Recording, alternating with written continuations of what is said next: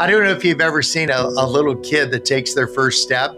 I've got a couple grandkids, and I didn't like see this first step and say like, I've seen better. It's like, of course not. It's like awesome.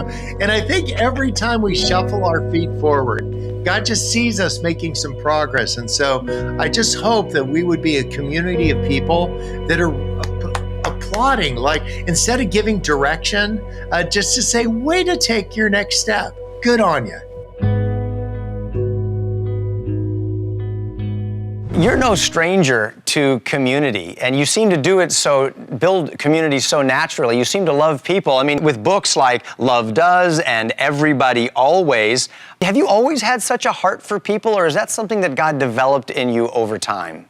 I think it's continuing to grow, but I'm definitely a guy that's the enthusiast. Like those that look at the Enneagram, I'm like a flaming Enneagram 7. I'm just like, go, go, go, go, go, go. I make coffee nervous. And I think that what God does, he doesn't pass us notes. He gives us each other. And so that's why I'm just like this Philippians 2:20. It's Paul talking about Timothy. He said, Timothy's a guy who takes a genuine interest in the people around him. And I'd say that's kind of where I'm at. I'm just interested in the people around me. Your books are filled with so many beautiful, true stories of how you've shown love to people all around you. How do you find the time to love people so well? I remember in law school, I was super busy. And then I met Maria.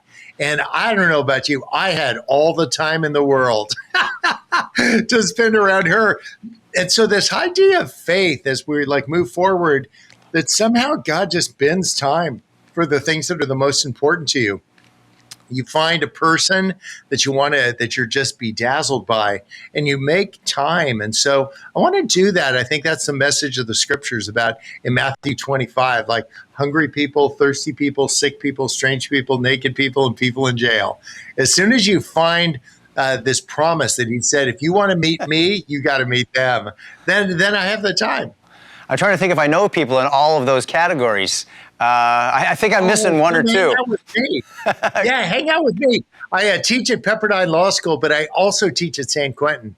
I think the difference between my students at Pepperdine and the ones at San Quentin, the San Quentin ones never graduate. They're in for life. And there's something beautiful. Like I don't go to teach them, I go to learn. And Jesus said, when you meet them, you'll meet me. And so it's been 5 years and they haven't learned a thing from me. But I think there's something about that idea, even in community with people that have a different life experience than me. I mean, here I am at my house. I've got my surfboards. I'm like, their world looks different. Their cells are 5 feet, 10 inches wide and 7 feet long. And there's 2 guys bigger than me, 2 bunk beds, a bathroom, a sink, and everything they own. And so even though we have a different life experience, again, like God builds community there too.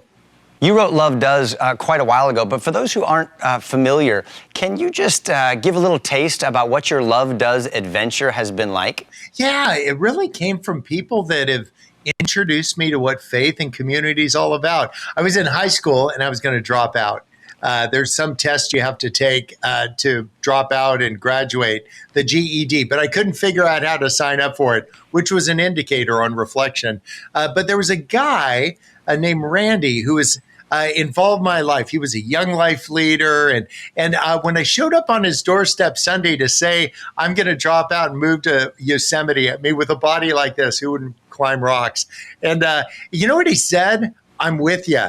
And he got his backpack and a sleeping bag. He jumped in the Volkswagen with me. We drove to Yosemite for the next 3 days. I looked for jobs unsuccessfully. And when I got back home, I just decided I'm just going to go back to school. But he didn't talk to me like my parents. He kept saying those words, I'm with you. And when we pulled into the driveway at his house, having bailed on Yosemite, there's tissue paper, a microwave, an osterizer. And you know what had happened on Saturday? Randy got married. On Sunday morning, I showed up on his doorstep, and his first instinct wasn't to say, like, this guy's wrecking the beginning of my marriage. His first instinct was to say, I'm with you. And that's why I came to faith. Like Emmanuel, God with us. And a guy that doesn't see people as like mess ups, he just saw a confused high school kid. And that is where the gospel gets passed, like hand to hand, where people showing up, not with information, but with that kind of availability. Well, what I want to know is what the first words his wife said when he told him that he was going to hang out with you instead of her. Yes. Here's the crazy thing. They're 40 years into this marriage and they're still friends and they're still available to people. I just think I can imagine that their economy is built around availability to people around them, not to the detriment of our own selves, like that you could say you could still have some boundaries. And granted, his were different than most people's, but I think it took something like that kind of radical availability to really get my attention. And so on the back of a couple million books, I put my cell phone number. Is that crazy? I get 100 calls a day. It's awesome. I can't get a thing done. But there's something about that I learned from a guy 45 years ago named Randy. If you want to hang out and chat with Bob Goff for an hour and a half, just get... Don't even say that. I'm going to write the Your next wife... word. I put your cell phone number. Oh, that's perfect. That's perfect. Thanks a lot, Bob. What has loving people this way taught you about God? First thing, it exposes my own kind of selfishness. Like, because I walk around thinking about how do I feel about everything? Like somebody has an opinion, have somebody does something wonky. I just like, how do I feel about that? And I'm trying to learn a little bit to say, I wonder how God feels about that.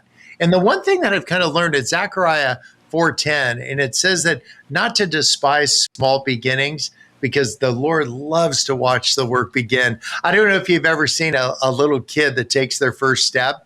I've got a couple grandkids, and I didn't like see this first step and say like, I've seen better.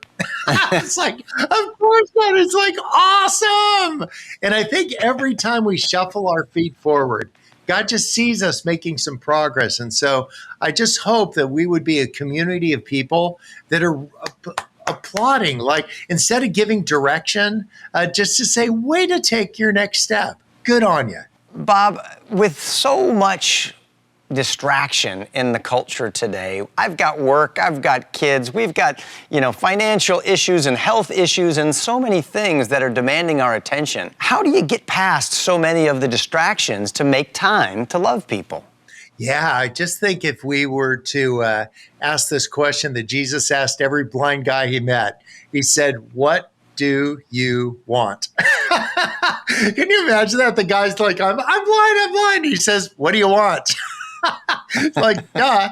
But I think this idea, I don't think Jesus was confused. I think he wants us to know what we want. And he wants us to ask, why do we want it? And then we want us to decide in a community of people, what are you going to do about it? If you could just do that, figure out what you want. And then if you want a convertible, go get two. But if somebody's just going to break into it, I want things that are going to last a little bit longer. I think that's where Jesus was always telling his friends to lift your eyes, to say what would last longer. I think we want love, purpose, connection, a couple authentic relationships, a couple friends like us that can just laugh together. And if you're listening and you're not getting those things, go find those things. Just know what you want. And they get your head on a swivel and say, well, I'm going to start asking God to do that. Here's a God who said, make your requests known to me. But he also said, I know before you ask. I think it's like, make it known to you so you can make it known to me. So you know what you want. And then we can start asking God to drop a couple friends in our life, a couple safe people. We could start asking him, why don't you make me a safe person that some people would find their way to? They aren't going to meet an opinion. They'll actually meet Jesus.